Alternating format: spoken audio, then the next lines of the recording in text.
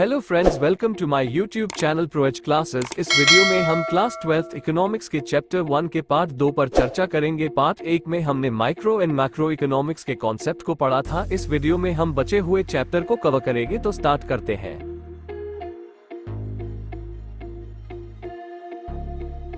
सबसे पहले कॉन्सेप्ट में हम इकोनॉमी के बारे में चर्चा करेंगे।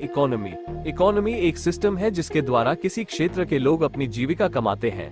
इकोनॉमी वो सिस्टम है जो ये तय करती है कि स्कैर्स रिसोर्सेज यानी दुर्लभ संसाधनों का यूज कैसे किया जाए ताकि गुड्स और सर्विसेज का प्रोडक्शन और कंजम्पशन किया जा सके।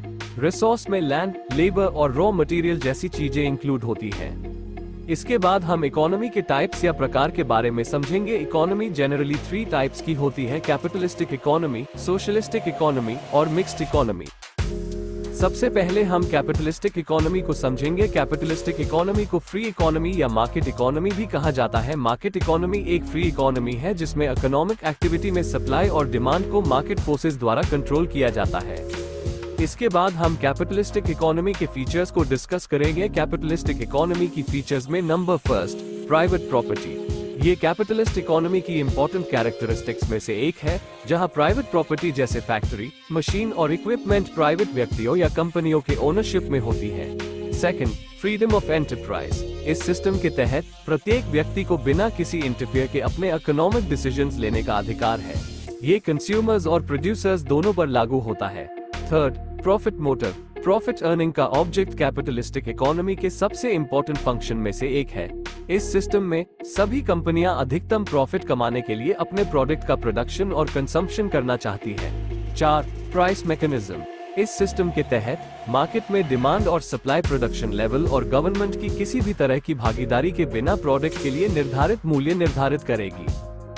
इसके बाद हम इकोनॉमी के सेकंड टाइप सोशलिस्टिक इकोनॉमी पर डिस्कस करेंगे। सोशलिस्टिक इकोनॉमी को सेंट्रली प्लान्ड इकोनॉमी या कंट्रोल्ड इकोनॉमी भी कहा जाता है। सेंट्रली प्लान्ड इकोनॉमी वह इकोनॉमी है जिसमें इकोनॉमिक एक्टिविटीज को किसी सेंट्रल अथॉरिटी या गवर्नमेंट द्वारा कंट्रोल किया जाता है। इसके बाद हम सोशलिस्टिक इकोनॉमी के फीचर्स को डिस्कस करेंगे।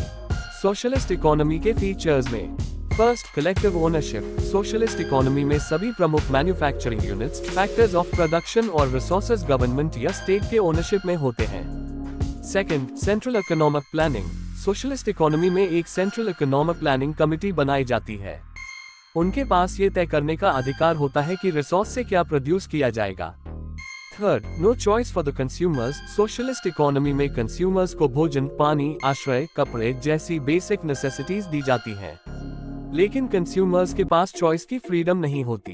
Fourth, no market forces. Socialist economy में डिमांड एंड सप्लाई की मार्केट फोर्सेस में इंटरफेयर नहीं करती हैं, इसलिए सभी प्रोडक्ट डिसीजन लोगों के वेलफेयर पर बेस्ड होंगे, न कि प्रॉफिट ओरिएंटेड। इसके बाद हम इकोनॉमी के थर्ड टाइप्स मिक्स्ड इकोनॉमी पर डिस्कस करेंगे।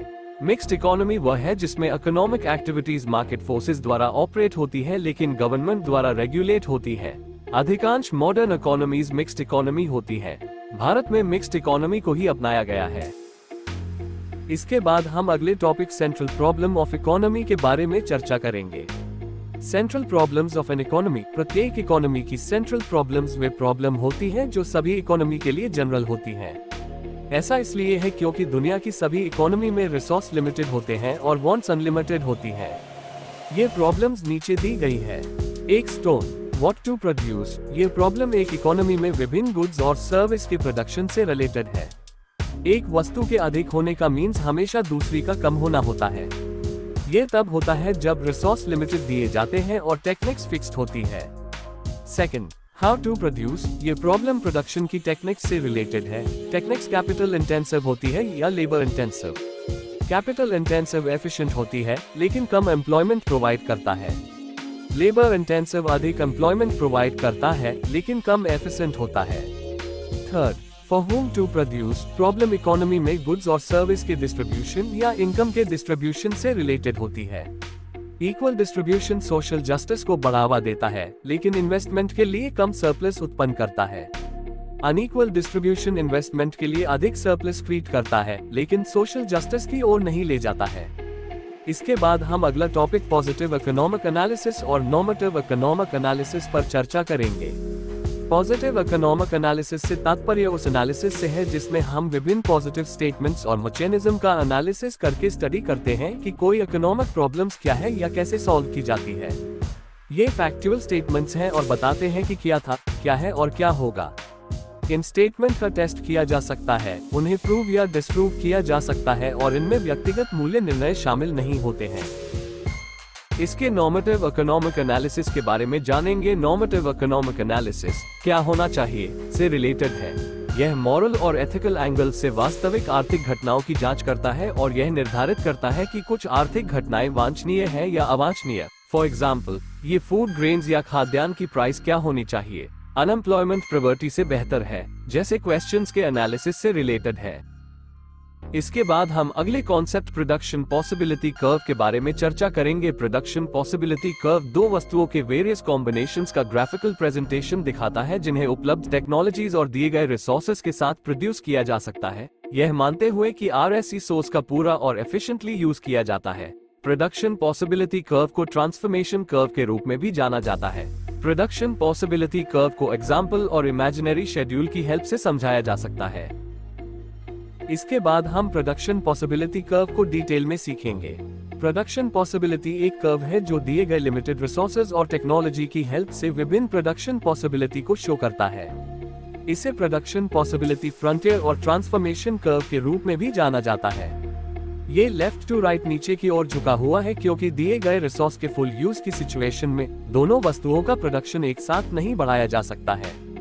वस्तु X का अधिक प्रोडक्शन केवल वस्तु Y के कम प्रोडक्शन से ही किया जा सकता है क्योंकि रिसोर्स लिमिटेड होते हैं। दोनों वस्तुओं के प्रोडक्शन के बीच इस यूज्ड रिलेशन के कारण PPC नीचे की ओर झुकी हुई है, जैसा कि चित्र में प्रदर्शित किया गया है। इसके बाद हम अगले कॉन्सेप्ट में हम अपॉर्चुनिटी कॉस्ट पर चर्चा करेंगे। किसी गुड्स की अपॉर्चुनिटी कॉस्ट उसके लिए छोड़े गए नेक्स्ट बेस्ट ऑल्टरनेटिव गुड्स की प्राइस है। दूसरे शब्दों में किसी भी गुड्स की अपॉर्चुनिटी कॉस्ट अदर गुड्स की वह मात्रा है जिसे उस गुड्स के प्रोडक्शन के लिए सैक्रिफाइस किया गया है। आपको हमारा यह वीडियो कैसा लगा ये हमें कमेंट करके बताएं। वीडियो पसंद आए तो लाइक करें, चैनल को सब्सक्राइब करें जिससे हमारे वीडियो का नोटिफिकेशन आपको पहले प्राप्त हो। जल्दी ही अगले वीडियो में मिलते हैं।